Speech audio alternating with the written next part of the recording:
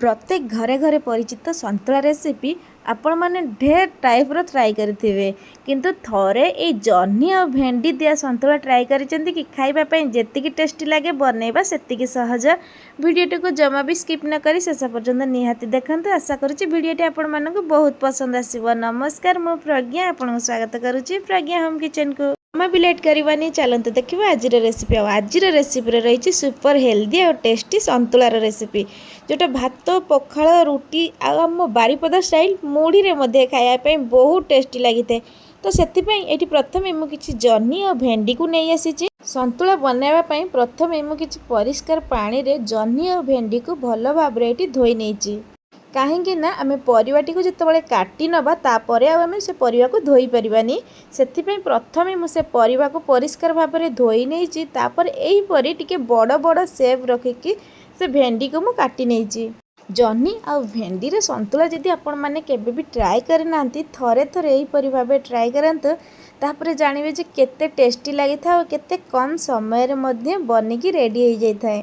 ये मुझे सब भेंडी को काटी नहीं सारिया पर जह्नी को मध्य काटिकी आपण मानक ये देखे देछि।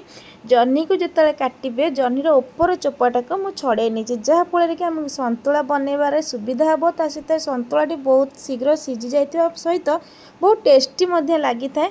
आईपरी भाव मुझे सबू जह्नी को ये काटिकी रेडी कर नहीं। जह्नी की देखिपारे मुझे किपरि भाव काटी जमा भी जह्नी को छोट करेनि ये एमती दुई फाड़ करके से जह्नी को रखी नहीं। आईठी मुझे सबू परिवा को काटिकी रेडी कर नहीं। आपण मैंने जदि केबे भी एमती जह्नी और भेंडीर संतुला ट्राए करना तो थरे थरे निहाती ट्राए करंतु। जह्नी और भेंडी को काटी नवा पर ये गोटे छोट आलू आड करी आलूटी को देखिपे मुझे सैज रखी जमा भी बेसी बड़ करेनि कि बेसी पतला करेनि ये सैज ही रखी। से सब परिवा को गोटे साइड रखी नवा पर गैस उपर कड़े को गरम कर कड़े रे अल्प किछि पानी आड करी। पानी गरम होबा पर ये मु प्रथम से आलू को आड कर नहीं। आलू को दबा पर किछि समय माने 2 ରୁ 3 सेकेंड पर मुझे काटिक रखी जह्नी और भेंडी को देती। जह्नी और भेंडी को दे सारिया पर ये स्वाद अनुसार मु लुण आड करी से लुण सहित परिवा को भल भाव मुझे मिसई नहीं।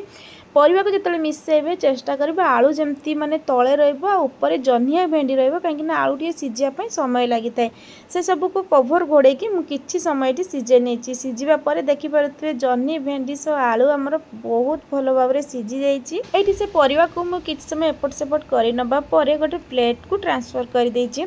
और ये गोटे छोटिया टिप्स मुझे सेयार करी जितेबाला भी सीझाटी गोटे प्लेट को ढालुंट से समय कड़ई को सफा कर नियंतु ना जो संतुलिबा सीझाटी कड़ई आमर पोड़ी जाए खाइबा जमा भल लगी न था पिता लगी था सीझाटी। से कड़ई बसैकी मुझे किसी सोरिष तेल देती सहित ये किसी रसुण देती रसुणर परिमाण टी अधिक रखापी चेष्टा करेंगे। सीझा और संतुला रसुणर परिमाण अधिक रही खाइबापी बहुत टेस्टी लगी था। ये देखिए आपण मैंने जानी सारी रसुण आमर भल भाव में भाजी सारे से स्टेप्रे मुझे 2टा सुखिला लंका रखी गोटे लंका को मुझे छेची नहीं गोटे सेमती गोटा ही रखी। रसुण और लंका को किसी समय ये भाजी नहीं किसी समय भाजी ना पर रसुण और लंका गोटे बहुत बढ़िया बास्ना आसी था। से समय ही छुंक लगातु से समय छुंक लगेवा द्वारा आमर खाइबापी भी सीझाटी जी सुंदर लगी था से सुंदर बास्ना भी होता है।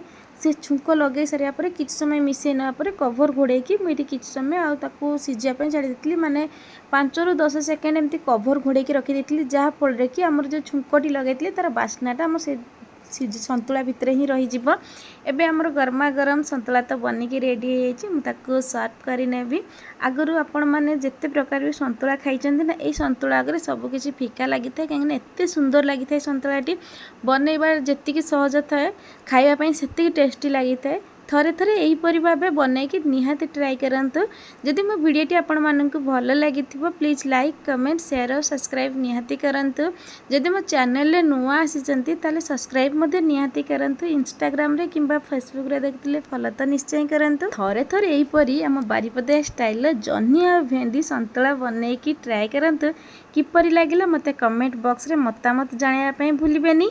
रहिली देखा आउ गोटे नुआ वीडियो रे।